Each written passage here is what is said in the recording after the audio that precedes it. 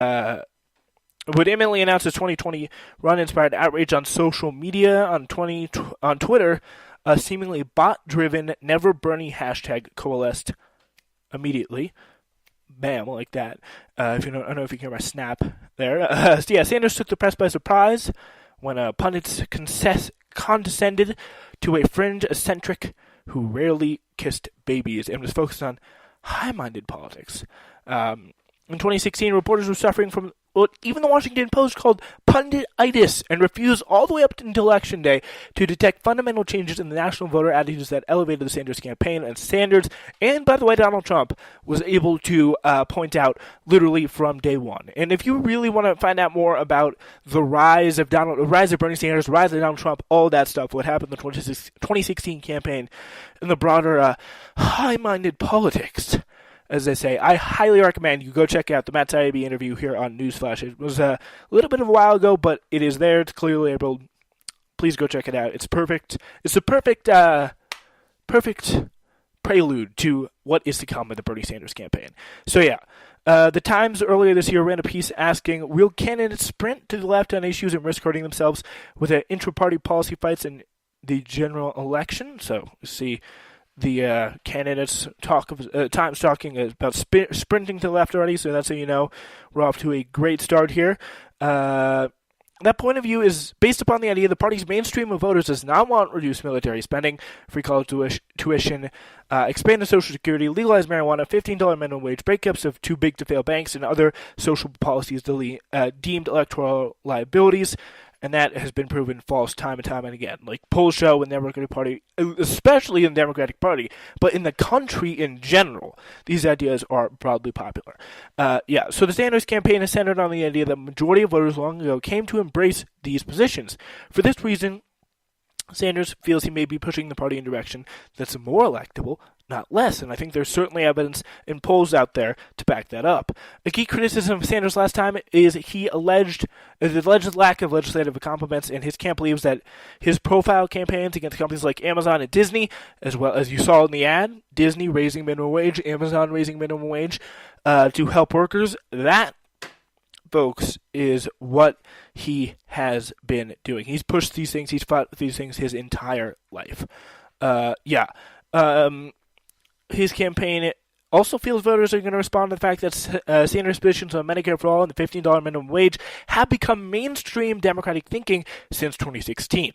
He's long trumpeted a Green New Deal, an idea symbolically central to this brand of politics, as the wall is to Trumpism.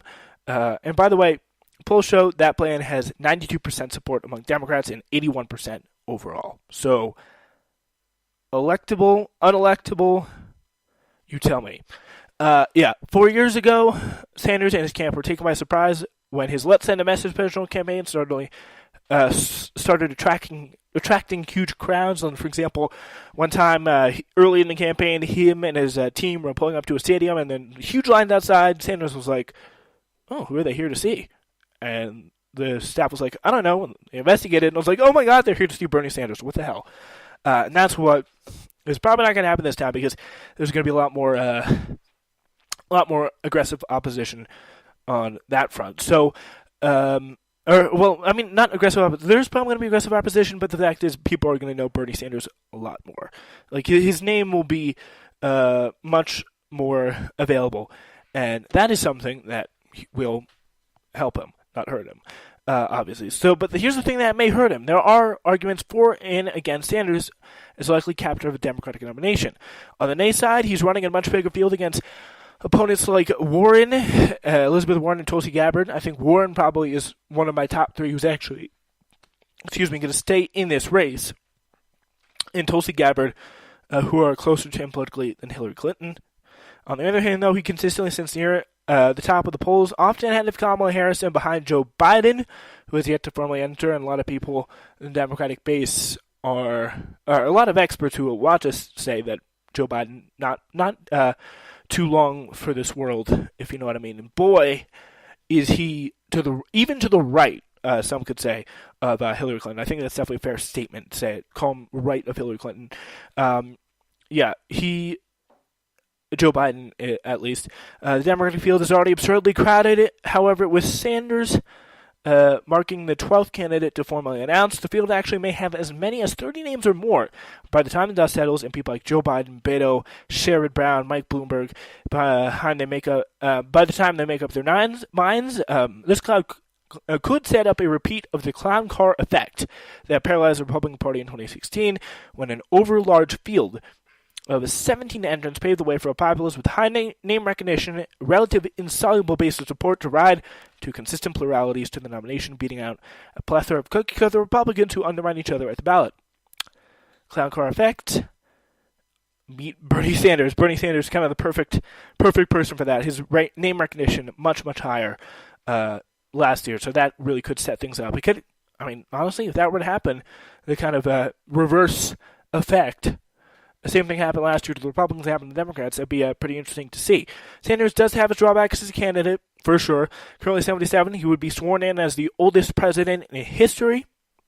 He is not insignificant public relations problems with regards to race, frequently branded as a white-only candidate backed by Bernie Bros, the term that has negative connotations, even if its genealogy and social media ubiquity is suspicious. But, again, I don't think people are going to be I don't think that kind of a trope is going to stick too much, because it's just really not backed up by a lot of facts. But it will be important for the Sanders campaign to kind of challenge that perception. And hey, what's wrong with, if you're the Sanders campaign, I'm sure the people on the campaign would agree with me here, what is wrong with challenging and opening up perspectives or doing more for the African-American community for policy? I'm sure they'd say that they have done a lot. I'm sure that would be, again, backed up by true facts. But there's nothing wrong about adding to that race relations portfolio. Sanders also kind of didn't really have a great response to him to accusations of sexual harassment on his campaign. It was a big campaign. We don't think he had anything to do with covering it up. That would be pretty disqualifying, but he didn't really give it the best response until formally apologizing a little bit later. The time will reveal what voters think of the age issue, however, which will also come with Biden, who's a year younger. As to Sanders' supposed weaknesses with minority voters, a Politico Morning Council poll showed him leading among potential Democratic candidates among Hispanic voters, and second to Biden among African-American voters. His team already saw evidence last time Sanders began to improve with non-white voters as he gained name recognition. His campaign also made some head-scratching decisions in 2016 that probably hurt him with non-white voters more early. A photo of Sanders being arrested at the 1963 Civil Rights March didn't surface to the day of the Nevada primary after more than half a year of campaigning. And, of course, Georgia Congressman John Lewis' family said he never saw Bernie Sanders in the civil rights movement. Of course, John Lewis obviously was there. Bernie Sanders was as well. And now there's picture evidence. Nonetheless, Sanders is clearly more comfortable talking about class than race. And what he says doesn't always really aid his cause. He did draw some criticism from a GQ interview.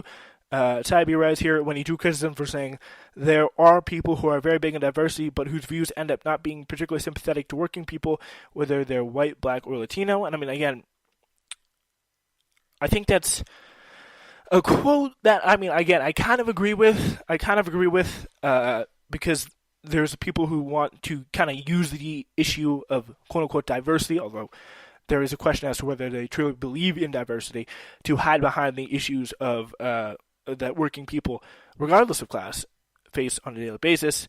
But yeah, Democratic opponents are sure to test Sanders here, see if he found a way to make his core message about more than about combating corporate influence and fighting for the working poor, but also kind of being able to meld it, keeping that element, but melding it with racial justice for all in the way that Alexandria Ocasio-Cortez has effectively done. All right. So that's kind of what to expect from the Bernie Sanders campaign. A great column from Matt Taibbi. Shout out to him. And a little bit of now, we're going to go to a kind of a collection of what to do, how Bernie Sanders could win the 2020 Democratic nomination. And Bernie, by the way, probably interesting enough, probably the most successful loser in the history of politics. When he announced his run for the Democratic nomination in April 2015, Sanders trailed Hillary Clinton in the polls by nearly 57 percentage points. In 2016, some polls showed him within single digits. Sanders was no longer an obscure senatorial frump from Vermont. He was a bona fide political phenomenon whose primary success embodied the Democratic Party's leftward drift. But 2020 is not 2016. Sanders kicked off his 2020 run early on Tuesday. Bernie writes, not Bernie, but Claire Malone of the 538 blog writes, Sanders enters 2020 race not as an underdog, but as a Democratic Socialist leader of the pack. An early Iowa poll showed him commanding 19% of the vote among likely caucus goers, second only to former Vice President Joe Biden. And it's really hard for me to believe in a state where, among Democratic voters, there's a higher view of socialism and capitalism. That's a pretty left-wing state, at least among the Democratic base. Like the Democratic people there are very much to left-wing, and the idea that Bernie Sanders is at least clean up in the Iowa caucuses is pretty foreign to me. Just to see that, but while 2020 contenders will spend the early days of their campaigns conveying just what sort of candidate they would be and delicately trying to signal what kinds of voters they think they appeal to, Sanders is already a known quantity. According to YouGov poll, 16% of respondents said they didn't know what they thought of him, compared to 38% who said the same of Kamala Harris and 29% who didn't know what they think of Elizabeth Warren. People know what they're getting with Bernie Sanders. I want to be clear. We know. We need to abolish the big banks, the top 1%. Like, that's what they think when they think of Bernie Sanders. Think of really an economic, populist message, and that's pretty much that. So that's what they know. The idea is to really kind of emphasize that, make that very clear with a lot of people. So that is the big thing. So, yeah.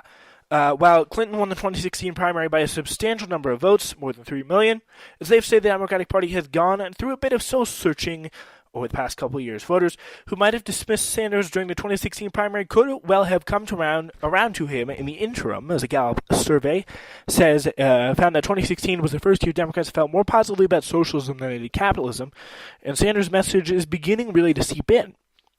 Another potential strength is his proven track record of attracting small dollar donations. Sanders raised more than $100 million from donors giving less than $200 in the 2016 run, and excuse me, in the 2020 campaign, in which candidates are shooing PAC money, that donor base is powerful. So 77% of his contributions are from small donors. That is second only to that's first to behind Elizabeth Warren and Corey Stewart. This is again from 2018. Corey Stewart actually 50%. Credit to him, followed by Beto and Jeff Deal of Massachusetts. Interesting. Corey Stewart's a white supremacist, though, so not good for him. He lost. He got crushed by Tim Kaine. All right. So Bernie also, we already talked about, he performed poorly black voters and all that. So he knows what he needs to do. I mean, his strengths are as simple as this. He's got a clear message. It's a popular message, and he needs to be absolutely sure that he is able to, I think, really kind of clear that out. He has a great grassroots campaign. He has a lot of support among that. So, he's very popular on that front. And probably the biggest situation is, or the biggest problem, the biggest benefit for him is, again, policy, grassroots campaign, and just he's a very popular guy. Popular policies, popular guy. But the thing he needs to really work on is, again, obviously making sure the race issue works out okay. He needs to be better, at least make sure that he's better on that. Although we're not sure that should be. I'm not personally that sure that it's going to be a big problem. Because, again, as I told you, he's pretty popular in the polls with African Americans and Latino people. Now that they know more about him, I think another one of the big challenges, perhaps the biggest challenge, is stopping kind of Democratic Party smears from neoliberal people who support Kamala Harris, and that's going to be something he really needs to also focus on as well. So Yeah, that and the age are probably going to be the biggest 1-2 punch of problems. Fighting back against Democratic Party attacks and the problem of his age is going to be a big problem. I personally think he should only do one term. I'm not liking